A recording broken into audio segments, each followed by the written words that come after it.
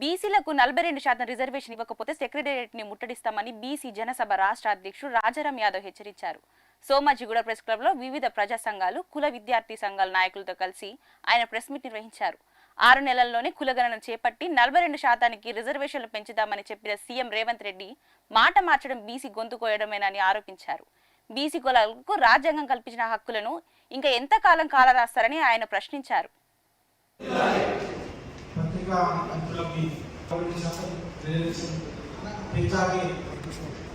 స్థానిక సంస్థలో మరి తెలుసు సూర్యారావు గారు ఎంబీసీ ఉద్యమ నాయకులు ఇద్దరు కూడా మరి బలహీన వర్గాల విశేషటువంటి సుదీర్ఘకాలం నుంచి నాయకులు అలాగే ఉద్యమిస్తున్నారు మేఘల కృష్ణ గారు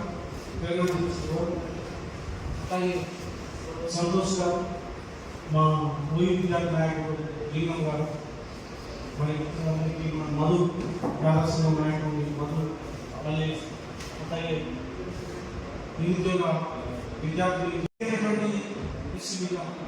మేము బీసీ జనసభ నుంచి పత్రికా సమావేశం ముఖ్యంగా వారం రోజులుగా మరి స్థానిక సంస్థ ఎన్నికలను నిర్వహిస్తామని ప్రభుత్వం ప్రయత్నిస్తున్నట్టుగా మరి టీవీలలో పేపర్లలో వార్త వస్తున్న ఇది మమ్మల్ని చాలా బాధిస్తున్నటువంటి పరిస్థితి కనిపిస్తుంది.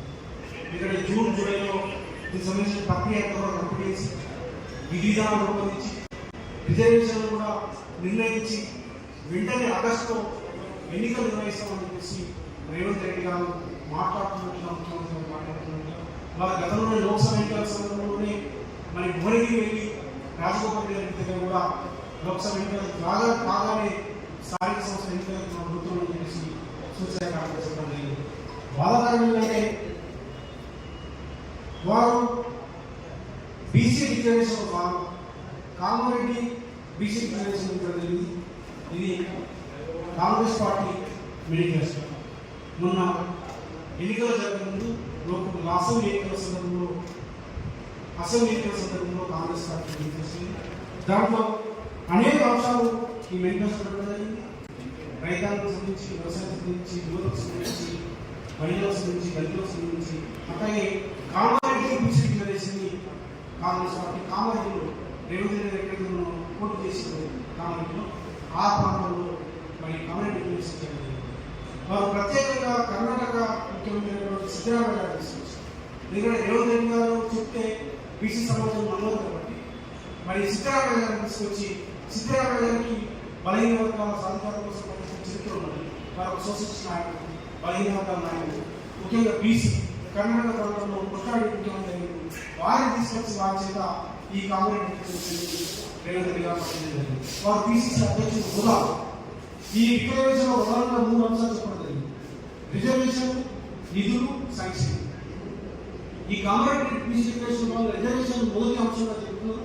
దాంట్లో మొదటి అంశం కులగణన బీసీ కమిషన్ మీద కారణంగా అధికారంలోకి వచ్చిన 6 నెలలపై బీసీ రిజర్వేషన్. దీనిలో భాగంగా ప్రస్తుతం బీసీ రిజర్వేషన్ అని 23 నుంచి 45% పెంచి మున్సిపాలిటీ, పంచాయతీ ఎన్నికల్లో కొత్తగా 23,973 మందికి బీసీలకు రాజకీయ ప్రాతినిధ్యాలు స్థానిక సంస్థలో ఇస్తామని చెప్పేసి అట్లాగే బీసీ రిజర్వేషన్ ఉప వర్గీకరణ కూడా చేస్తామని చెప్పేసి చాలా స్పష్టంగా చెప్పింది. ఇది ఇంకా అనేక అంశాలు లక్ష కోట్లు అనేక చెప్పారు. ఎంబీసీ సపరేట్ మంత్రిత్వ శాఖ చెప్పారు. ఇవేమి కూడా అమలు జరగలేదు.